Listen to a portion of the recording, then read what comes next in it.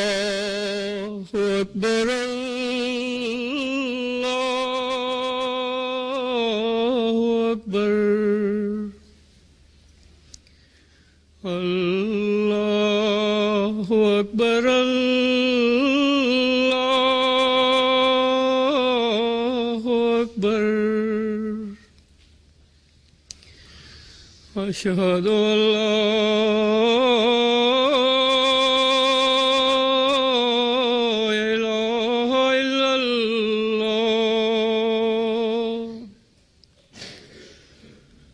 أشهد أن لا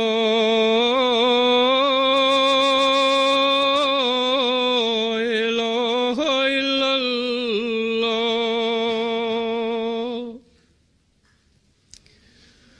أشهد أن محمدا رسول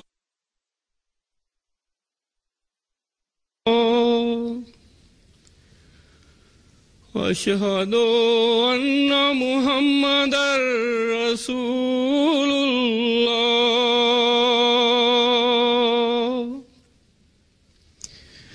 حي على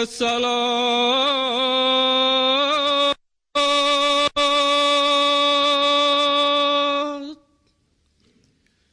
حي على الصلاة حي على الفلاح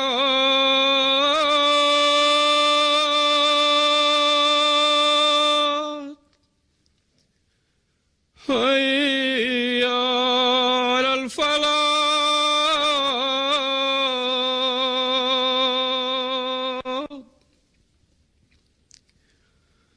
الله أكبر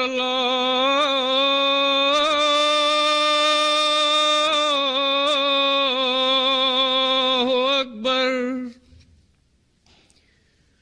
لا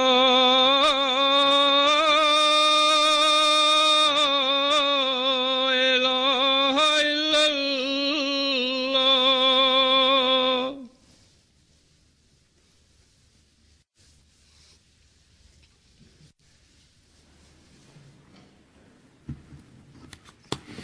السلام عليكم ورحمة الله.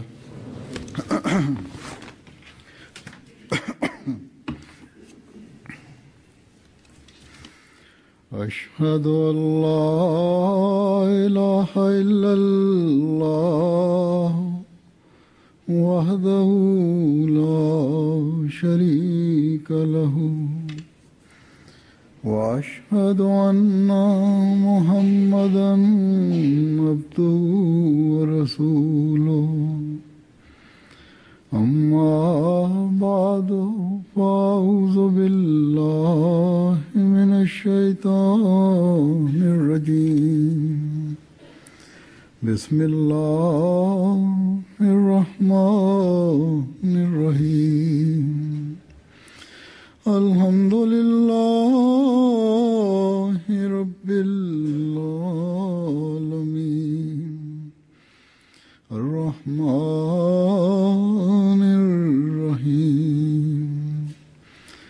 مالك يوم الدين إياك نعبد وإياك نستعين اهدنا الصراط المستقيم صراط الذين أنعمت عليهم غير المغضوب عليهم ولا الضالين.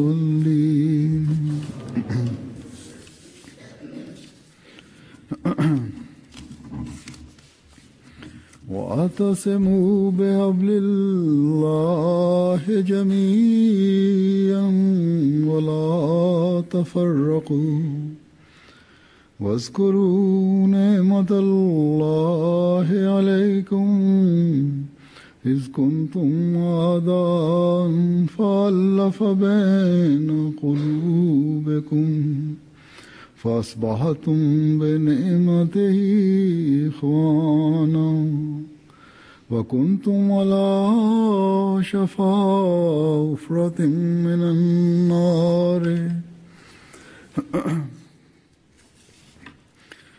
وكنتم على شفا حفرة من النار فأنقذكم منها كذلك يبين الله لكم آياته لعلكم تهتدون ولتكن منكم أمة يدعون إلى الخير ويأمرون بالمعروف وينهون عن المنكر وأولئك هم المفلحون.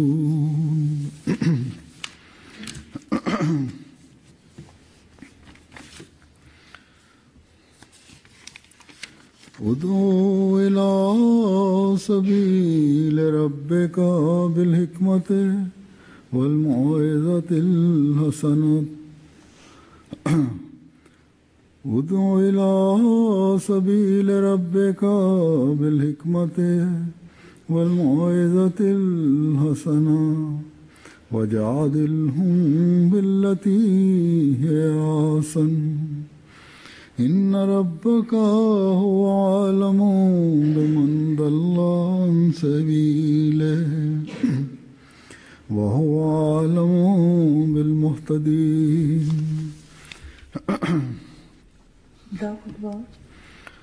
ये आयत सूरह आल इमरान और सूरह नहल की है। पहली दो आयत सूरह आल इमरान की हैं। د اپریل د میاشتې په 5مه نیټه د بیت الرحمن ویلیم شیا سپین ارشاد فرمایلی دی دلته به د هغې خطبې پښتو ترجمه د احبابو په خدمت کې وړاندې کوو.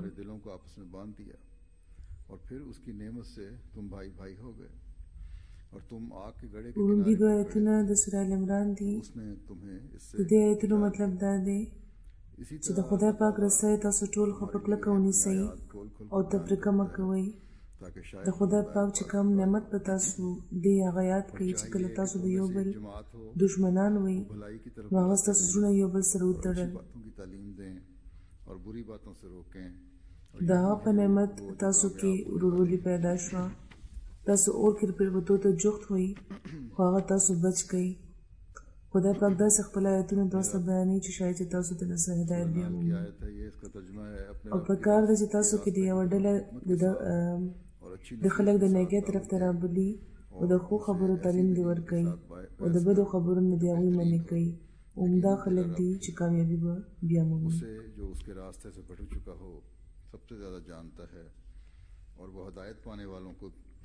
د سوره نحل چې کوم آیت و د هغې ترجمه دا ده د خپل د رب لارې طرف ته سره د حکمت او د ښه نصیحت خلک راوبله او هغوی سره په داسې دلیل باس وکړه چې بهترینه وي. یقینا هم ستا رب دی چې هغه تن ښه پېژني چې خپله لاره ترې ورکه شوې وي او هغه خلک چې هدایت یې بیا موندي وي هغوی نه هم هغه ښه خبر دی.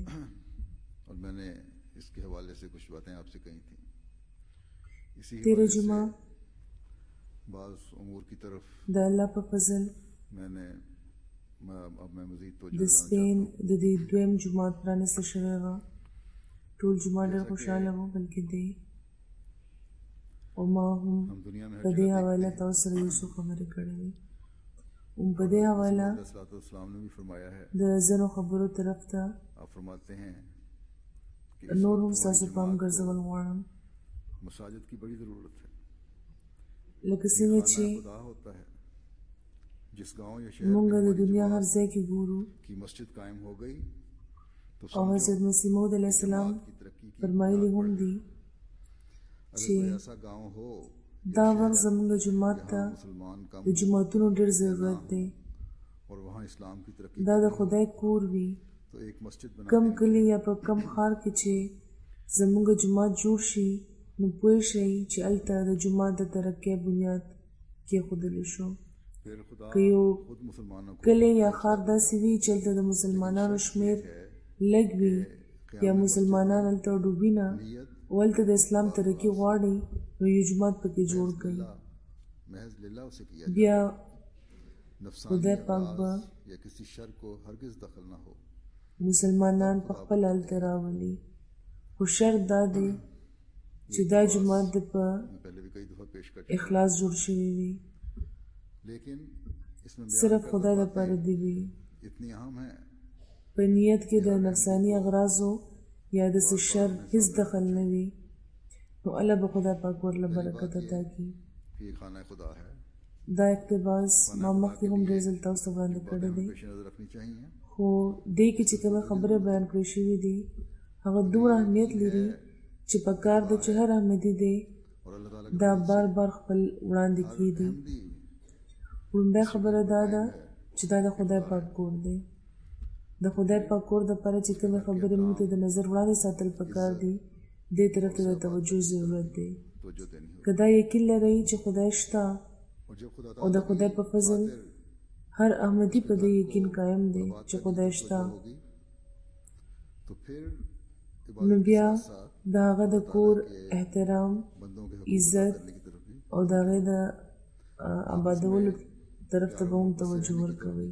तवज्जो करनी. او که د خدای له خاطره د هغه د کور इस बात की آبادولو طرف ته پام وي हज़रत मसीह نو بیا इस्लाम د عبادت سره سره د خدای پاک د بندګانو के जमात د حقوقو ادا کولو طرف ته به هم پام لرئ. मिलकर یو بل سره ښه په مینه او په محبت किया करें. د ژوند تیرولو طرف ته به هم پام وکړئ. बात और इत्तेफाक में همدې خبرې طرف ته حضرت مسیح موعود علیه السلام هم زموږ پام ګرځولی دی. هم د جومات په حواله هغوی فرمایي कि इस वक्त इत्तेहाद د جومات خلکو ته پکار دی چې ټول دی په یو ځای د جومات کې د جمع کوي. और अदना په جومات नजरअंदाज करने او په اتفاق کې ډېر برکت وي. का बायस होता है. په راګندګۍ نه اختلاف پیدا کېږي पहली बात او دا وخت پکار دی چې اتفاق او اتحاد لدی ډېره ترقي ورکړی شي कि ये खाना खुदा है और इसमें हर अहमदी ने او وړې وړې خبرې چې تینا اختلاف جوړیږي پکار دی چې نظر کړی شي. नमाजों की तरफ तवज्जो करके پس وړومبۍ خبره چې د خدای د کور په حواله और बाज یاد ساتل پکار دغه دا ده फिर इस तरफ तवज्जो چې دا د خدای کور دی او هر احمدي چې دې علاقې کې اوسېږي और इत्तेफाक से هغه به دلته د منځونو د ادایګۍ طرف ته به توجه ورکوي इत्तेफाक को बहुत तरक्की देनी او चाहिए. داسې به د دې حق ادا کوي ये बात आज से तकरीबन او چې جمع سره د مونځ حق ادا کړی شي रसूलुल्लाह ने फरमाई. نو هغې نه بیا دې طرف ته هم توجه پیدا کېږي چې موږ ته دلته په مینه او په محبت اوسېدل پکار دی. जिस तरह साथ साथ हो रही थी حضرت مسیح اسلام فرمایي چې دا وخت اتحاد او اتفاق له طریقې ورکول پکار ده. دا خبره حضرت مسیح موعود علیه السلام نن نه 108 کاله مخکې فرمایلې وه. खुदा का खौफ هغه وخت چې څنګه د حضرت مسیح موعود علیه السلام د صحابه تربیت روان وو او د هغوی معیار او تقوا چې په کم مقام وه इस्लाम को मानने वाले هغه د نننۍ زمانې په مقابله کې ډېر بلند وو. د خدای ویره هغوی کې زیاته وه. नबी का काम د منځونو طرف ته د هغوی توجه ډېره زیاته وه. बारीकियों को بلکې د حضرت مسیح موعود علیه السلام منونکي خو هغه خلک وو आला मयार چې خدای پاک سره یو خاص تعلق لرلو. रहनुमाई करे. इसलिए आपने हर इम्कान خو د نبي کار دا وي چې د تقوا मानने वालों के सामने रखकर ټولې دقیقې د خپلو منونکو ته कि इस तरफ ټولې دقیقې خپلو منونکو ته وړاندې کړي इस्लाम को फिक्र او د یو اعلی معیار طرف ته د هغوی رهنمایي وکړي. अगर इस همدې دپاره هغوی خپلو منونکو ته هر امکان وړاندې کړی و او نصیحت یې ورته کولو چې دې طرف ته د توجه ډېر زیات ضرورت دی. حضرت مسیح موعود علیه السلام ته فکر و چې دا ابتدایي دور دی او که په دې کې د تقوا معیار اوچت نه شو نو مخکې راتلونکو دپاره داسې نمونې به نه وي چې ترې هغوی د تقوا اعلی معیار حاصلولو دپاره کوشش وکړي. वाक़यात भी हमारे सामने नहीं आए. ما د حضرت مسیح موعود علیه السلام د صحابه د واقعاتو کومه سلسله شروع کړې وه वही چې پکې ډېره تشنګي پاتې ده ځکه چې د ټولو صحابیانو واقعات لا زموږ مخې ته نه دي راغلي او چې کم راغلي دي هغه هم لږ او مختصر وو. यहाँ او स्पेन چې کم راغلي دي शायद हों उनको खास د هغوی معیار داسې وو बुजुर्गों के چې انسان ته نه د صحابیانو لپاره دعا طرف ته متوجه شي. मुतवज्जे او होना کم خلک چې د صحابیانو د نسل نه دي کېدای شي چې ځنه دلته په سپین کې هم وي، और यहाँ तो हमने نو هغوی ته هم پکار ده अभी भी इत्तेहाद چې په خاص ډول خپلو مشرانو ته دعا وکړي او د هغوی په نمونه روانېدو طرف ته توجه को وکړي. दोबारा कायम करना है. यहाँ रहने वालों को जो په دې ملک کې لا موږ ته ډېر کار پاتې دی. यहाँ रहने वालों को दोबारा दीन इस्लाम की खूबियाँ बताकर आ हजरत सल्लल्लाहु سوونو کالو مخکې چې خپل کم مقام موږ نه دلته ورک کړی و से अहम चीज़ هغه به یو ځل بیا قایمو. का हक अदा करना د دې ځای اوسېدونکو ته به یو ځل بیا د اسلام خوبه ښایو او د رسول الله د جنډې لاندې به راغونډو बनकर तबलीग का काम करना. او دې دپاره د ټولو نه اهمه خبره دا ده چې د خدای پاک د عبادت حق دې ادا شي، इत्तेहाद और इत्तेफाक को هغه نه د مدد وغوښتی شي او د تبلیغ کار जबकि हम बहुत बड़ा दावा लेकर खड़े हुए हैं مونږ د یو को इस्लाम के झंडे د तले تبلیغ کار لپاره مونږ یو موټی شو. په صرف د مسیح موعود علیه السلام अपने अंदर وخت इत्तेफाक और इत्तेहाद को اتحاد او اتفاق له د ودې ورکولو وخت نه و، بلکې نن هم چې مونږ سره د یوې ډېرې لویې دعوې ودرېدلي یو چې دا ملک به د اسلام د جنډې لاندې راولو، इकाई نو ټولو نه مخکې پکار ده چې مونږ په ځان کې اتفاق او اتحاد له وده ورکو और खाना खुदा का او د دې یو اعلی معیار قایمولو ضرورت دی. मैंने पहले که ټولو عہدیدارانو او د جماعت هر تن उस वक्त काम आ सकती है जब इसके अंदर आने वालों یو موټی جوړېدو کې خپل کردار ونه لوبولو खूबसूरती नजर आए. نو د جماعت او د خدای د کور حق ادا کوونکي به دوی نه وي. के कॉल और फेल में ما مخکې هم دا ویلي وو چې د جومات ښایست اله پکاره دی شي چې کوم خلک دلته راځي د هغوی د روح ښایست دلته ښکاره شي. दूसरे के लिए जज्बात नजर आए. इस बात को چې د هر احمدي په قول او فعل کې عبادت سره سره یو بل دپاره د مینې او د محبت جذبات هم ښکاره شي. तर्जुमा भी आपने सुन लिया है कि आपस में मोहब्बत और प्यार पैदा करो. دا خبره قرآن شریف هم زموږ وړاندې څرګنده کړې ده. गुमराही है अगर خدای پاک فرمایي د کوم آیت تلاوت چې ما په شروع کې کړی و कि तुम्हें उसने ترجمه هم تاسو واورېده چې یو بل سره مینه او محبت پیدا کړي. بس د خدای پاک نه بغیر हर हुक्म पर हर हदायत पर ګمراهي ده एक सच्चे मोमिन को که دا پیدا نشو. دا د خدای پاک انعام او احسان دی हुक्मों से چې هغه تاسو یو کړي یې. بس د خدای پاک ना په هر ارشاد، په هر حکم، په هر هدایت ना ही कोई फर्द یو رښتونی مؤمن ته اور کول پکار دی. जब तक د دې حکمونو د دایرې نه نه زه بهر یم او نه تاسو، पकड़े रखेंगे نه څوک عہدیدار بهر دی او نه څوک مربي یا مبلغ او نه د جومات یو تن که سړی وي که ښځه. जब तक हम अल्लाह ताला के تر څو چې مونږ रखेंगे د خدای پاک رسۍ خټینګه نیولې وي और अहम نو रहने की तौफीक تر څو چې د خدای پاک دا احسان अल्लाह ताला یاد ساتلی وي वाले होंगे چې هغه موږ ته د احمدي کېدو او په احمدیت अदा करने वाले होंगे.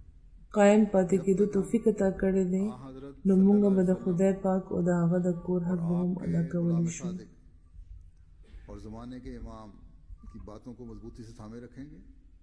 हम अल्लाह ताला की تر څو چې موږ د رسول الله صلی الله علیه و آله وسلم او د هغوی د رښتونی عاشق करने वाले होंगे. د زمانې د امام خبرې خټینګې نیولې وي، نو د خدای پاک د نعمت حق به ادا کولی شو او د هغه د انعامونو او د هغه د احسانونو شکر به هم کولی شو. बल्कि उन पर अमल करने की कोशिश करेगा. تر څو چې زموږ هر فرد नामात की कदर لکه څنګه چې د بیعت په وخت خلیفه سره دا لوز هم کوي बस چې د هغه خبرې به نه صرف دا چې اوري بلکې پرې د عمل کوشش به هم کوي، हज़रत मसीह मौद अलैहिस्सलाम نو الله د خدای پاک د انعامونو قدر کوونکي به هغه بلل کېدی شي. بس همیشه یاد لرئ अल्लाह ताला की چې قرآن شریف، رسول الله صلی الله علیه و آله وسلم، حضرت مسیح موعود علیه السلام او خلافت احمدیه तो वो دا ټول حبل الله دی، उन लोगों में शुमार د خدای پاک رسۍ دی که په دوی کې दोबारा आग की घड़ी یوه کړۍ هم یو احمدي نظر اندازې बस इस हर کړه बंदी को نو په هغو خلکو کې به هغه شمېرل کېږي कि हबलुल्लाह को पकड़ना چې بیرته اورته جوختېږي لګیا دي. रखना और उसका शुक्रगुजार होना तब हकीकत پس هر احمدي ته دا خبره د نظر وړاندې ساتل پکار ده چې د حبل الله نیول، की शक्ल इख्तियार د خدای پاک نعمت یاد ساتل او په هغه شکر کول، دا هر څه باندې رښتیا کېږي چې دا د قول نه بهر د عمل شکل اختیار کړي. چې یو بل سره مینه وي، د مینه ناکو وروڼو غوندې یو بل سره سلوک کوئ، के गड्ढे में गिरने से बचाया जाने वाला कहलाएगा. نو اله जब हर किस्म के तफरीका نو اله به یو احمدي په رښتیا هدایت یافته او د اور کې د پریوتو نه بچ پاتې کېدو والا بللی کېدی شي. किस्म की ذاتی अनाओं से چې د هر قسمه تفریقې نه ځان بچ ساتئ، बचाएगा. نو اله به یو احمدي حقیقي एक दूसरे से मोहब्बत احمدي بللی کېدی شي. د هر قسمه ذاتی انا نه چې احمدي ځان بچو ساتي او د خدای پاک د رضا د حصول لپاره یو بل سره مینه وکړي، खुशकिस्मत है. نو مله به یو احمدي حقیقي احمدي جوړ شي. अपने कौल को इस तरह ढालें, अपने अमल को پس इसके मुताबिक, خوشقسمت دي هغه خلک چې خپل سوچونه په دې لاره روان کړي دي، तो फिर ही दूसरे خپل قول او خپل عمل یې د دې مطابق جوړ کړی دی. और पुकार कर ऐलान कर सकते हैं कि आओ लोग او چې دا معیار موږ حاصل کو आओ लोगों के यही नूर खुदा पाओ. او چې دا معیار موږ یو ځل حاصل کو، نو مله بیا موږ نور له هم دعوت ورکولی شو او دا اعلان کولی شو چې آو لوگوں کې یہی نور خدا پاؤگے، یعنی راشي خلکا دلته به تاسو د خدای نور بیا مومئ. कभी इनकारी हैं. نن بېشکه یوه طبقه د دین نه لرې شوې ده، بلکې دنیا کې ډېر لوی تعداد کې خلک د دین نه لرې دي، अच्छी खासी तादाद है. بلکې د دې نه هم وړاندې د خدای پاک د وجود نه انکار کوي. په خاص طور غربي ملکونو کې 2 दिन पहले خو سپین یو داسې ملک دی چې اوس هم لا پکې ګڼ شمېر خلک، रिसेप्शन थी یعنې داسې یوه طبقه شته چې د مذهب طرف ته رجحان لري. पार्लियामेंट के सदर की دلته 2 ورځې مخکې چې کوم د سپین خلکو سره बातों में मुझे زمونږ ملاقات شوی و، مېلمستیا شوې وه، نو هغې کې دلته د ویلنشیا د پارلیمان صدر ما سره ناست و. نو د خبرو اترو دوران هغوی د دې خبرې اظهار وکړو او په ډېر فکر یې دا اظهار وکړو چې اوس خلک د دین نه لرې روان دي، نو موږ ته پکار ده چې دا خلک د دین طرف ته د راوستو کوشش وکړو. लेकिन यहाँ د دې سطح خلک عموماً د دین نه لرې وي दीन की तरफ रुझान है. او دنیادارۍ طرف ته زیات رجحان لري. اوسه پورې چې څومره خلک هم ما لیدلي دي په غربي ملکونو کې، نو هم داسې وي، خو دلته په دې سطح هم ما ولیده چې د دین طرف ته رجحان موجود دی، مذهبي خلک شته، نو داسې خلک هم دا فکر لري. نو دین چې کوم حقیقي دین دی، और दीन ها خو اوس خدا پاک واضح فرمایلی دی چې اسلام دی، ला सकता है. بل یو دین هم نه خو انسان خدای ته جوختولی شي او نه پکې دومره توان شته. صرف اسلام داسې دین دی چې بنده خدای ته د جوختولو طاقت لري. फैलाने की भी जिन लोगों की जिम्मेदारी है और जिनको अल्लाह ताला ने आसान करते हुए हबलुल्लाह का सिरा पकड़ा दिया है, خو د اسلام د خورولو ذمہواري چې کومو خلکو له ورکړل شوې ده، तजाद होगा. په چا باندې خدای پاک خپل احسان کړی دی او د حبل الله इख्तलाफ करने یو سره د هغوی په لاس کې ورکړی دی، نو هغه احمدیان دي. پس که زموږ قول او فعل کې تضاد وي او که موږ په وړو وړو خبرو یو بل سره اختلاف شروع کړو، कामों को داسې اختلاف چې زموږ और उनके आला नताइज یووالي ته پې نقصان رسي، रोक बनने वाले हों, هغه کارونه چې زموږ په ذمه دي د هغوی په کولو जवाबदेह होंगे. او د هغوی اعلان نتیجې पिछले खुतबे راوتو په لاره کې ترې خنډ جوړېږي، के हजार نو یقینا چې په دې به موږ د خدای پاک مخې ته جواب دیو. जिनकी बुनियाद لکه څنګه چې ما د تېرې جمعې خطبې کې هم دا ویلي وو में से हजारों چې د سپین هغه خلک چې اسلام یې بنیاد وو، दाखिल हुए हैं और हो रहे हैं, लेकिन हकीकी इस्लाम का भी उनको पता नहीं. هغوی کې په زرګونو داسې دي چې بیا مسلمانان شوي دي او مسلمانېږي لګیا دي، خو د حقیقي اسلام نه دوی ته هېڅ پته نشته. और दूसरे मगरबी ममालिक نو دوی ته حقیقي اسلام خول زموږ کار دی. वहाँ के मुकामी जो रूहानियत की तलाश د یورپ او د غرب نور ملکونو کې هم ډېر داسې احمدیان شته या उलमा د هغه ځي مقامي خلک ने उन्हें چې د روحانیت په لټون کې مسلمانان شوي دي. जिसकी उनको خو کوم روحاني مقام چې هغوی لټولو نو د مسلمانانو چې کوم لیډران کوم عالمان دي هغوی د هغه مقام طرف ته د هغوی رهنمایي نه کړه. हर نو بیا ये دوی کې نور جستجو پیدا شوه कि नए او داسې هغوی احمدیت ته جفت شو. की आगोश में نو دا خبره هر احمدي دپاره د توجه سبب ده के लिए हमें چې نوي راتلونکو ته روحاني سکون هم د احمدیت په غیږ کې ترلاسه کیږي. अहमदियों ने ख़ास तौर पर पाकिस्तानी अहमदी जो बाहर نو ځکه چې کوم زاړه احمدیان دي هغوی ته هم پکار ده چې په خپل ځان نظر ساتي.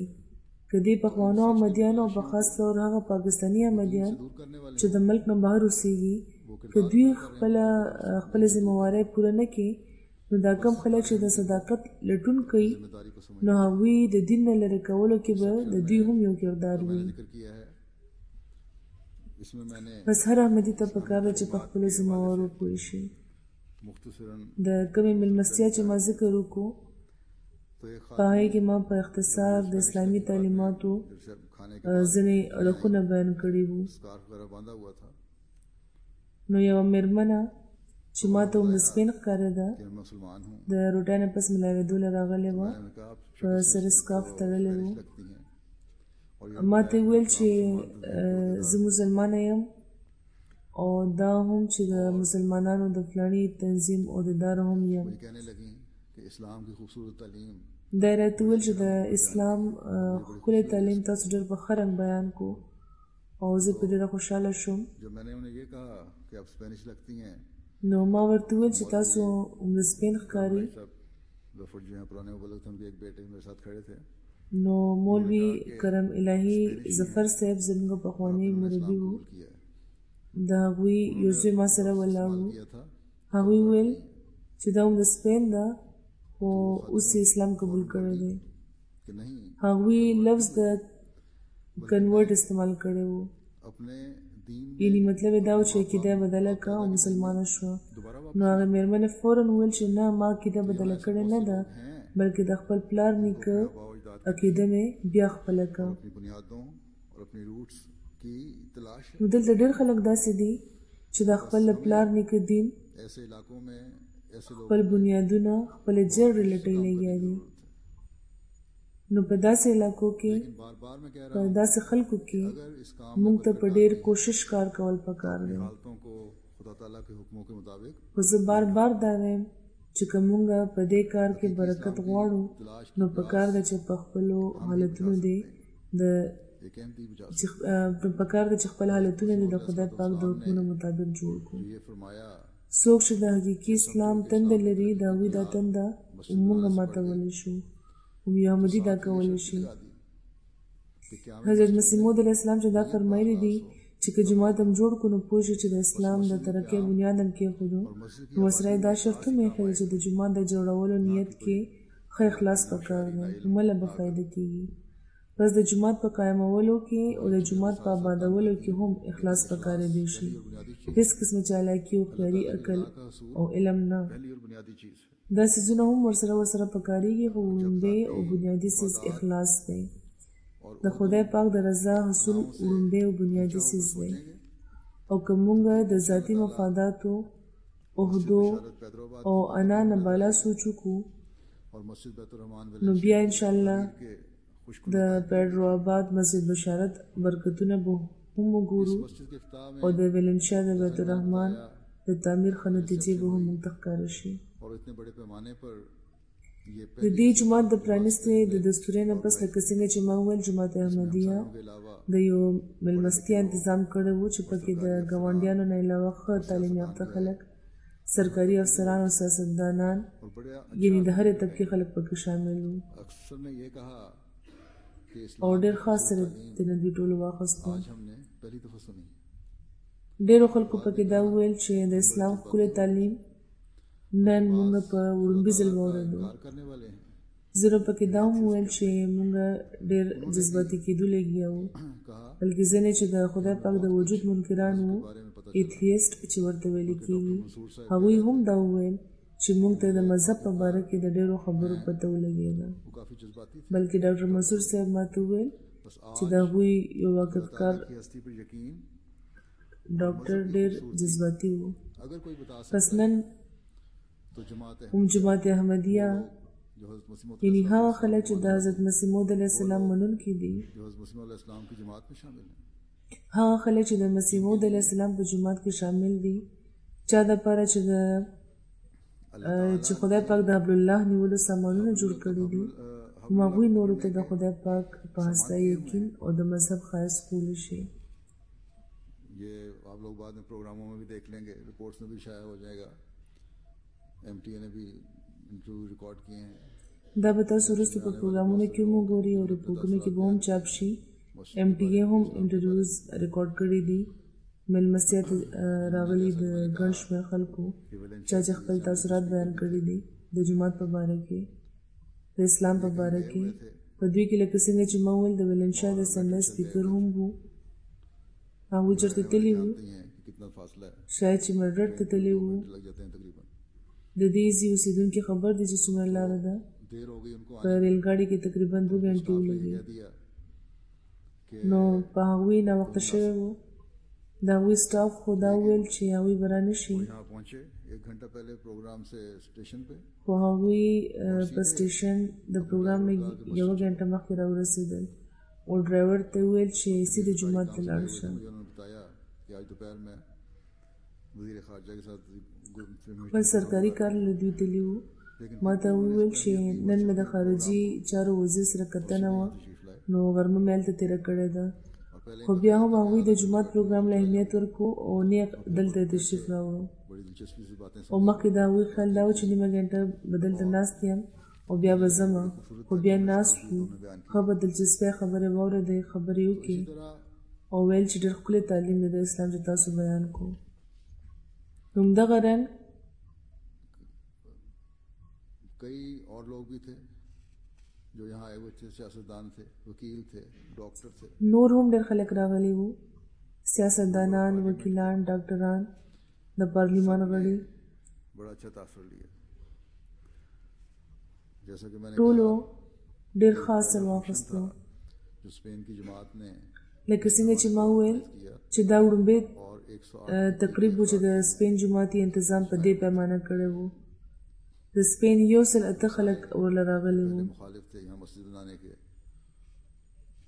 ګاونډیان چې مخکې دلته د جومات جوړولو مخالفت کولو، تھے بھی ان میں هغوی نه هم ډېر خلک راغلي وو. جن کا اس نے اظہار کیا اس وقت بھی. هغوی چې څه شکونه لرل د ځینو هغوی اظهار هم وکړو.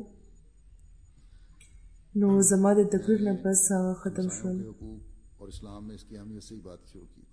ما خبره بہرحال د ګاونډیانو د حقوق او په اسلام کې د دې د اهمیت نه اور اس شروع کړې وه. بننے کے بعد اب یہ نو بهرحال د دنیا نظر اوس دې خوا دی اخباروں میں آنے کے بعد او د دې جومات د جوړېدو او د دې د پرانیستې نه پس ادا کرنا ہے. بس اخبارونو کې چې خبر راغو، اوس به نور هم د خلکو نظر دې خوا ته وي. موږ ته پکار ده چې خپل کردار ادا کړو. په دې ذمهوارۍ د ځان پوهولو ضرورت دی. پہلی آیت میں تو د سوره ال عمران کومو آیتونو چې ما تلاوت وکړو په دې کې په 2م آیت کې خدای پاک فرمایي په وړومبي آیت کې خو په اتفاق او په اتحاد زور ورکړی شوی دی چې هدایت باندې قایم پاتې شئ، ګمراهۍ نه بچ شئ، چې د خدای پاک انعامونو کې درته برخه ترلاسه شي. نو په 2م آیت کې فرمایي چې په تاسو کې د یوه ډلې د داسې وي چې یدونه الی الخیر کوي، یعنې د نیکیانو طرف ته د خلک رابلي. جماعت بھلائی کی طرف بلائے اور نیک بس چې د کومې ډلې چې ذکر دی چې خلک د نیکیانو طرف ته رابلي او د بدیانو نه د منې کوي، ایک جماعت نو دا ډله د ټولو نه مخکې د مربیانو او د مبلغینو ډله ده. مبلغین اور مربیان کی جماعت. وړومبي مخاطبین یې هغوی دي، ځکه چې تاسو مربیان د وخت خلیفه د تربیت او د تبلیغ لپاره نمائندہ بنا کر خپلې نمایندګۍ کې دلته هم او نورې دنیا کې هم ورلېږلي یې. آپ وہ واعظ ہیں تاسو هغه واعظان یې چې نصیحت کوي. जो ये دنیا ته دا خبره کوي لګیاي چې که نجات غواړي نو حبل الله ونیسئ. که دنیا او آخرت ښه کول غواړي نو مینې، محبت او ورورولۍ له وده ورکوي. चारे को फिरोग दो.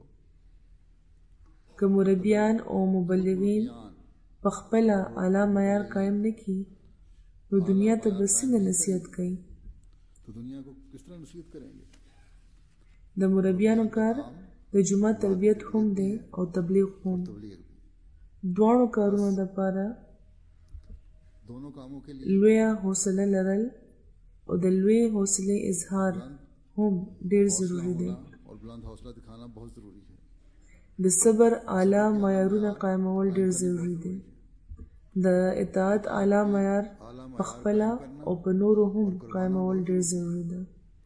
خپل قول او فعل کې یووالی راوستل ډیر ضروری دی. لکه څنګه چې ما وویل मैंने कहा چې مربیان د جماعت دینی او روحاني ترقۍ دپاره د وخت د خلیفه نمایندګان دي. پس د دې نمایندګۍ حق ادا کولو کوشش وکړئ. कोशिश करें. سخت حالات به هم راځي. हालात भी د ځینو عہدیدارانو رویه به داسې وي چې صبر به تاسو له ختم کړي. रवैये ऐसे होंगे जो परेशान भी करेंगे.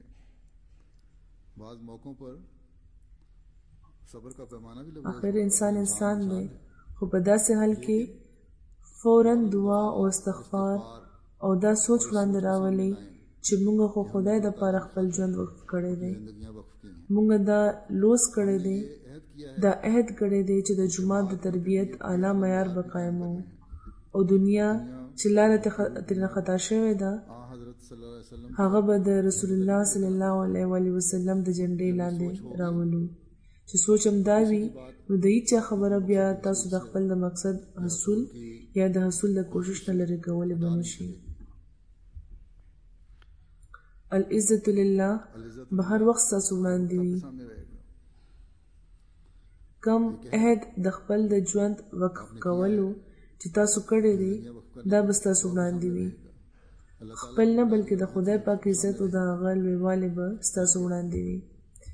د عہدیدارانو غلطه رویه چې تاسو برداشت کوئ نو په دې به تاسو ته د خدای پاک رضا حاصلیږي، ځکه چې په هر قسمه حالاتو کې به تاسو په یامرون بالمعروف باندې عمل کوئ لګیایئ. बस मुरब्बी का بس د مربي کار صرف دا نه دی چې ځان دې د تفریقې او د اور نه بچ کړي، और आग के بلکې करना नहीं. هغه به دنیا د تفریقې او د اور نه بچ کړي. दुनिया को भी तफरीके से बचाना है. او دا کار لکه څنګه چې ما وویل د قربانۍ نه بغیر نشي کېدی.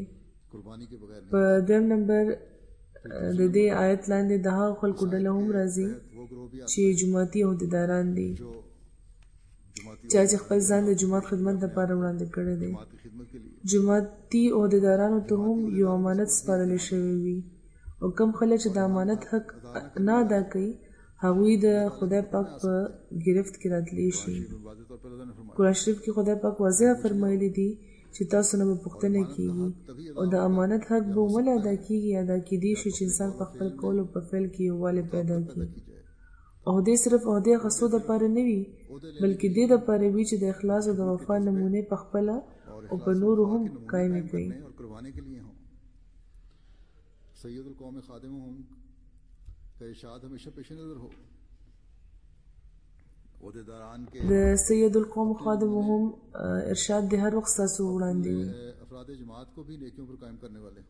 چې په خپل قول او فعل کې تضاد وي نو بل ته به څه او په کم مخ نصیحت کوئ. और किस بل تن خو به درته صفا ووایي چې مخکې ځان سم کا، मुंह पर कहेगा خپله ژبه سمه کا، अपनी बुराइयां दुरुस्त करो, خپل اخلاق ښه کا، को शुस्ता करो, خپل دینی حالت ښه کا، को बेहतर करो, خپل روحاني حالت سمولو کوشش وکړه، خپل منځونه سم کا، करने की कोशिश करो. خپل دنیاوي معاملاتو کې هم انصاف قائم کا، अपनी दुनियावी मामलात में भी इंसाफ د خپلې ایماندارۍ معیار اوچت کا. अपनी ईमानदारी के मयार भी बढ़ाओ. د جماعت پیغام دنیا ته د رسولو دپاره पैगाम یو درد مخکې ځان کې پیدا کړه. पाने के लिए دا د هر عہدیدار ذمہواری ده چې د مربیانو احترام وکړي बयान ने چې د خلیفه نمائندگان دي. बयान जो खलीफा वक्त के दीनी तरबियत के लिए नुमाइंदे हैं د عہدیدارانو ټول نه لوی کار همدا دی چې د مربیانو احترام دې وکړي. غرض دا چې خپل ظاهري او باطني حالت د اسلامي تعلیم مطابق جوړولو کوشش وکړي. نو عموماً تاسو دا ویلی شئ چې تاسو په هغه خلکو کې شامل یئ چې د نیکیانو قایمولو او د بدیانو نه د منع کولو حق لري. بس په دې لحاظ د جماعت په هر سطح هر عہدیدار ته پکار ده چې خپله جایزه واخلي او په خاص طور د جماعت صدر او امیر ته کم چې چرته دي نو ګینې نو په جماعت کې د تفریقې وجه به جوړېږي لګي دا خلک. د مربیانو ټولو نه زیات احترام پکار ده چې د جماعت صدر او امیر کوي او دې احترام په وجه مربیان دې دا ونه ګڼي چې ګینې دا زموږ حق دی، بلکې پکار دی چې هغوی کې د نور هم عاجزي پیدا شي، د خپلو د نفسونو د اصلاح طرف ته دی نور هم دوی کې توجه پیدا شي. په هر سطح چې دا معیار موږ حاصل کړو نو بیا به تاسو وګورئ چې د جومات د تربیت مسلې به هم حل شي او د تبلیغ په میدان کې به هم موږ ته غیر معمولی فتوحات نصیب شي. دا یووالی، احترام او اتفاق به زموږ هر کار کې برکت واچوي. دا به هم واضح کم چې د عہدیدارانو یو بل سره سلوک هم پکار ده چې ډېر ښه وي، معیاري دي وي. دا هم ډېر ضروري دی او په کارونو کې برکت دپاره خو ډېر زیات ضروري دی. که یو بل سره نه لګي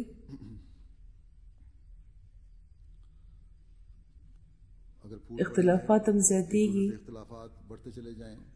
د عزت او د انا سوال هر وخت راوچتېږي، صبر او حوصله هم کمه شي نو بیا نتیجې ډېرې منفي راخیږي. د یو آیت تفسیر دوران حضرت خلیفۃ المسیح اول یوه واقعه بیان کړې وه چې یو رئیس و، هغه ته یو تن شکایت وکړو چې ستا فلاني خپلوان ما ته ډېرې کنځلې کړي دي.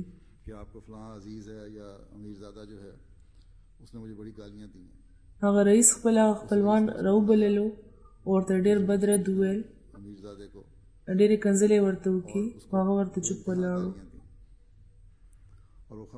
بیا ترې هغه رئیس تپوس وکړو چې تا د بل تن ته کنځلې ولې کړې وې؟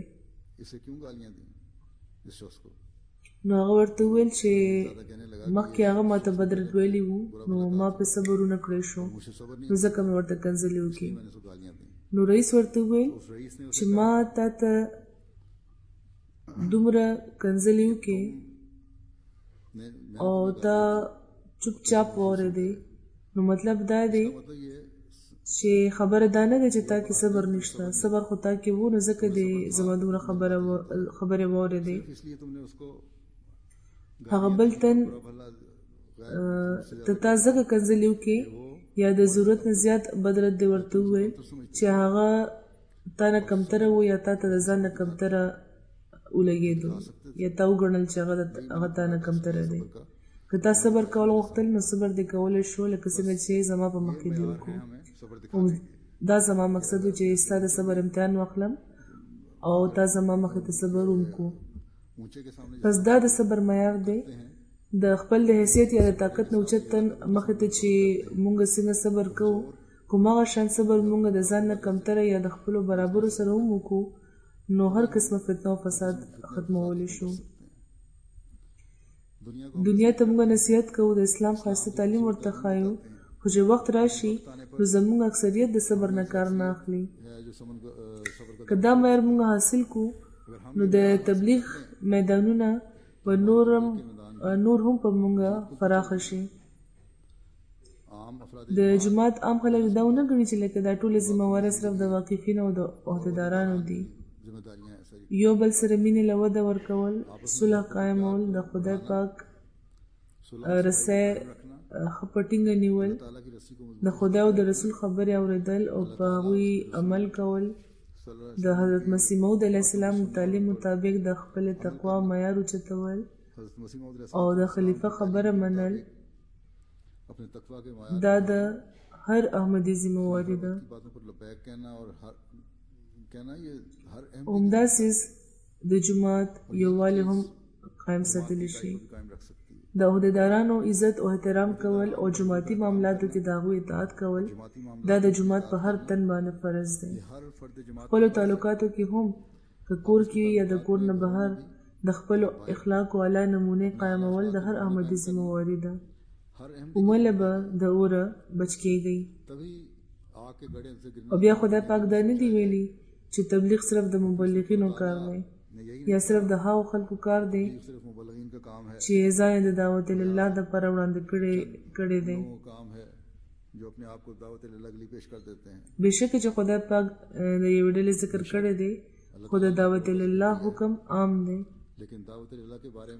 د خدای د وینا مطابق که د رسول الله صلی الله علیه وسلم په هر حکم او د هغوی په اسوې عمل کول زموږ کار دی نو بیا په کار دی چې د تبلیغ په کار کې هم د هغوی پیروي وکړو.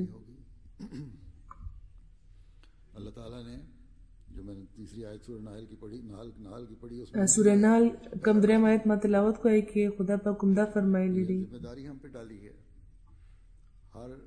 د هر مربی د هر عہدیدار د جماعت د هر تن خزه د کسړې دا فرض دی چې خلک د خدا کے راستے کی طرف بلائیں.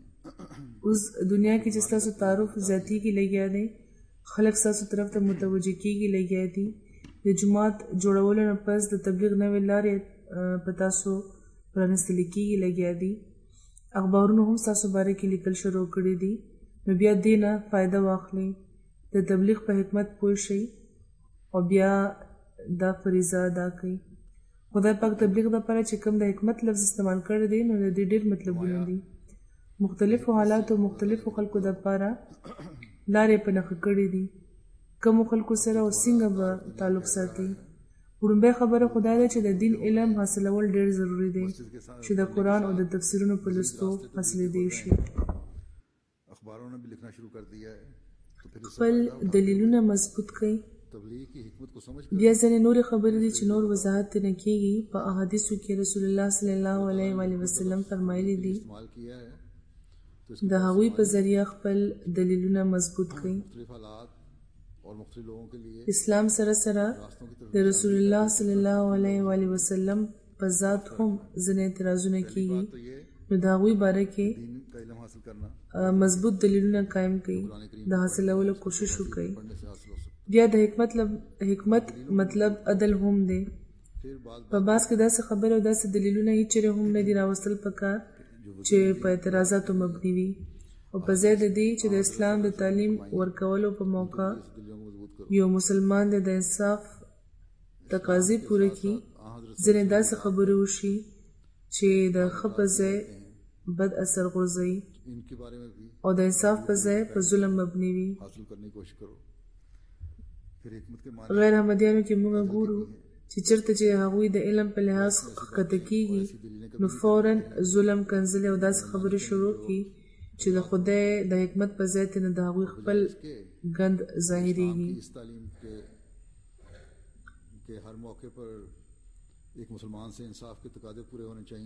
موږ له خو حضرت مسیح موعود علیه السلام خپل علم کلام عطا کړی دی چې د تبلیغ دوران زمونږ خپل علم کلام عطا کړی دی دومره عطا کړی چې د تبلیغ دوران زمونږ کول نه خو د ناانصافۍ او د ظلم اظهار اډوکېدی نه شي. پس حکمت سره تبلیغ کولو دپاره ضروري ده چې حضرت مسیح موعود علیه السلام چې د حضرت مسیح موعود علیه السلام د کلام مطالعه دې وکړی شي او دې نه به صرف دا نه چې تبلیغ کې به مدد حاصلېږي بلکې د هر احمدي تربیت کې به هم دا یو کردار ادا کړي. همدغه رنګ حکمت نرمۍ او بردبارۍ ته هم وایي. په دې کې صبر هم شامل دی. په تبلیغ کې نرمي او صبر ډېر ضروري څیز دی. ډېر نوي راغلي خلک په خاص طور دا پوښتنه کوي چې موږ خپلو خپلوانو ته څنګه تبلیغ وکړو.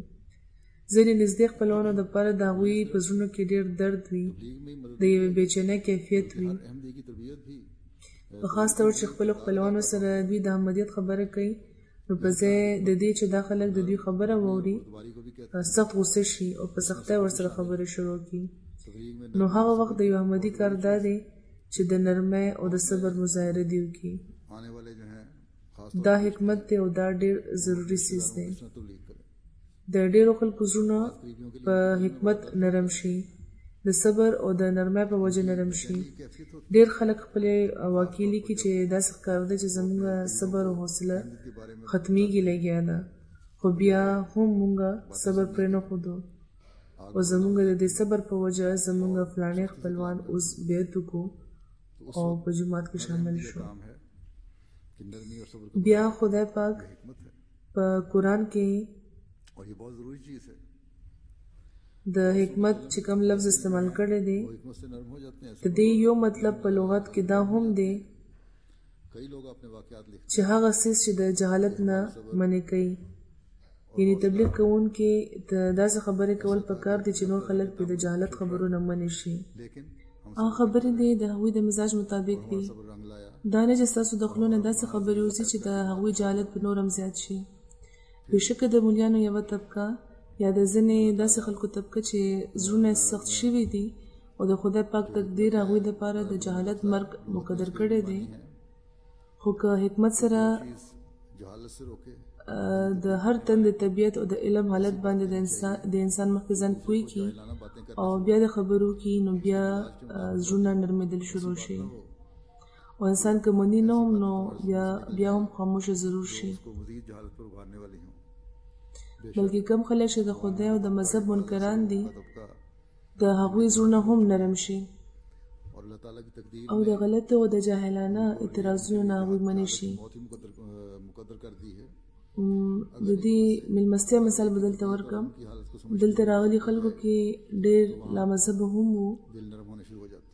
یوه ښځه سره د خاوند راغلی وه، دواړه ډاکټران وو. هغوی چې د قرآن او د حدیث په حواله زما خبرې واورېدې نو ویې ویل چې د مذهب دا خبرې داسې زموږ زړه ته لګي چې زړه کېږي چې بس اورو یې. هغوی ما سره ملاو شوي هم وو. نو د اسلام تعلیم خو داسې پر حکمته تعلیم دی چې که د ماحول مطابق دنیا ته وړاندې کړی شي نو په زړونو اثر کوي. زه به یو ځل بیا ووایم چې اوس دا میدان چې صفا کېږي لګیا دی، پېژندنه هم زیاتېږي، نو دا هر څه به تاسو سنبالوئ او دا سنبالول تاسو کې د هر یو تن کار دی. بیا حکمت دا تقاضا هم کوي چې هیچېرې دې هم څه غلطه خبرې ونه شي، بلکې خبرې دې همیشه صفا او سپینې وي. د اسلام تعلیم خو دومره ښکلی او رښتونی دی، داسې ښکلی او رښتونی دا مذهب دی چې دا خو د دې ضرورت نه لري چې د دې خبرې د تاو راتاو انداز کې دې کړی شي. موږ د هغو عالمانو غوندې نه یو چې دا وایي چې د حکمت تقاضې پوره کولو دپاره که د دروغو ضرورت راپېښ شي نو ویلې کېدی شي. او د هغوی د تفسیر کتابونو کې دا خبره لیکلې ده. څرنګه حکمت دی چې دروغ پکې وي، چرته چې دروغ ویل ته انصاف، عدل او امن ختم شي، او چرته چې دا څیزونه ختم شي نو هلته بیا فتنه او فساد پیدا شي. او همدا موږ نن سبا په پاکستان او نور اسلامي ملکونو کې ګورو لګیا یو، او چې فتنه پیدا شي نو بیا هلته اسلام نه پاتې کېږي. بس که د اسلام حقیقي تعلیم سوخیل شي او خورول شي، هغه هم احمدیان دي چې هر خبره په صداقت، په عدل او په علم منحصره وي. بس دا یو ډېره لویه ذمهواري ده د هر احمدي چې موږ باید پوره کوو. خدای پاک فرمایي چې داسې د حکمت تقاضې پوره کوي، یعنې خپل علم زیات کوي، د خپل د صبر معیار زیات کوي، د خپل د عدل معیار زیات کوي، خپل روزمره ژوند کې چې د کم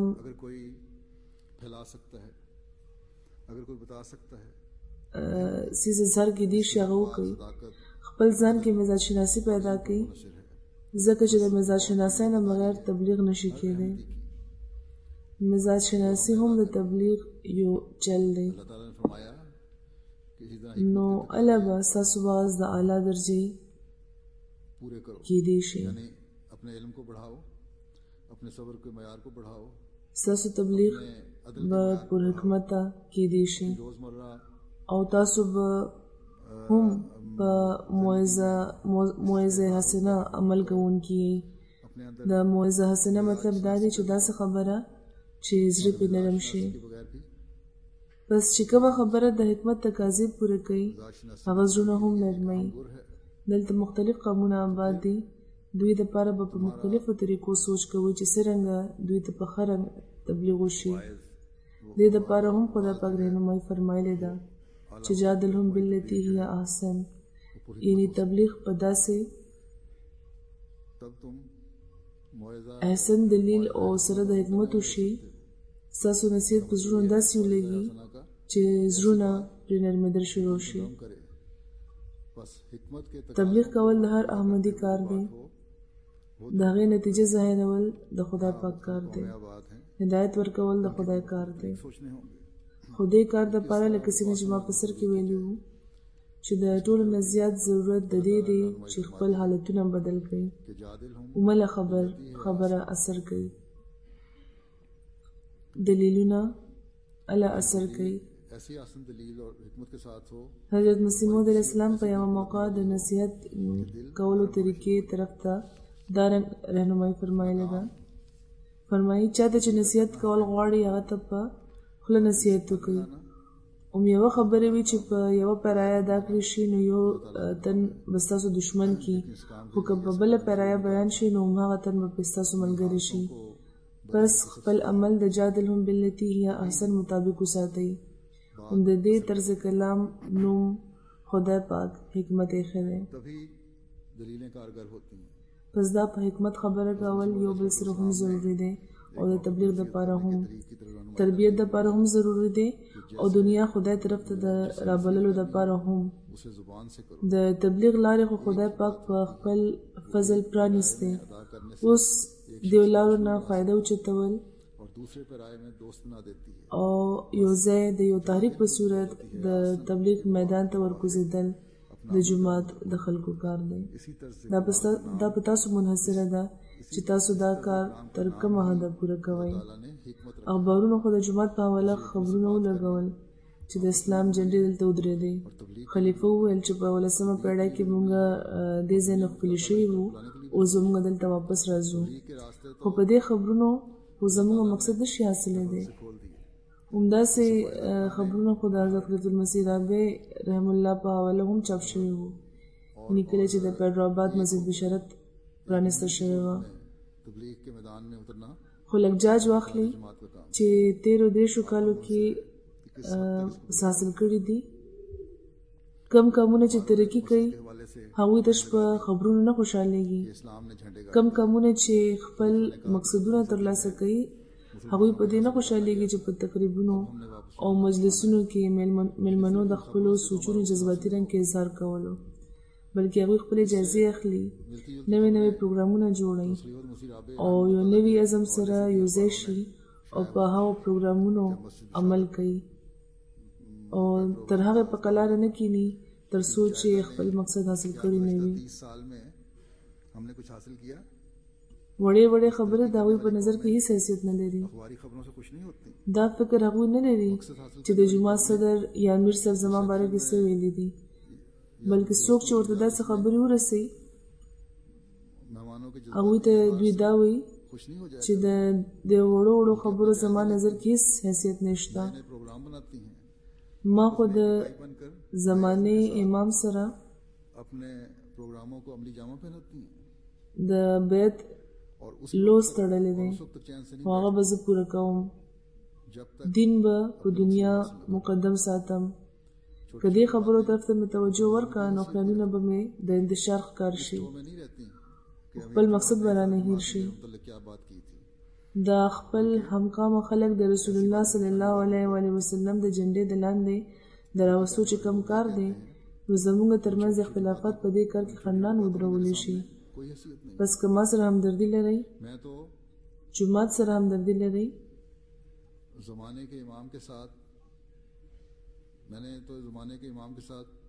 نو دا خبرې ما ته مه رارسوئ، بلکې د چا په باره کې چې هم تاسو واورئ نو هغه ته مه رسوئ، ځکه چې دا د چغلي په زمرې کې راځي.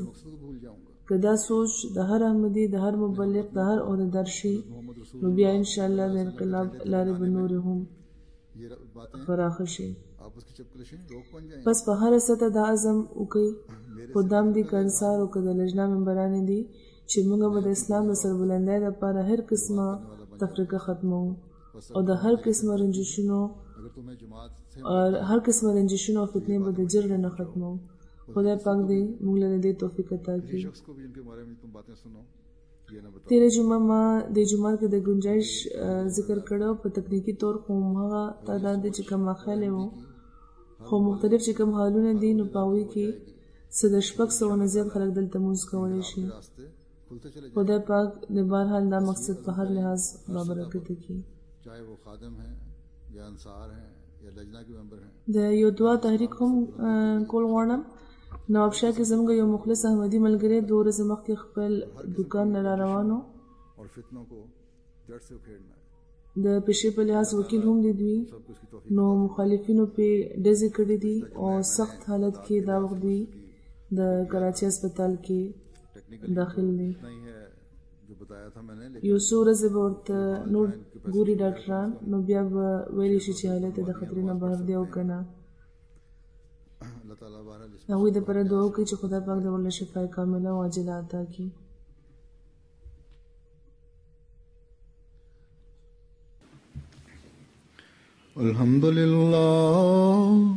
الحمد لله نحمده ونستعينه ونستغفره ونؤمن به ونتوكل عليه ونعوذ بالله من شرور أنفسنا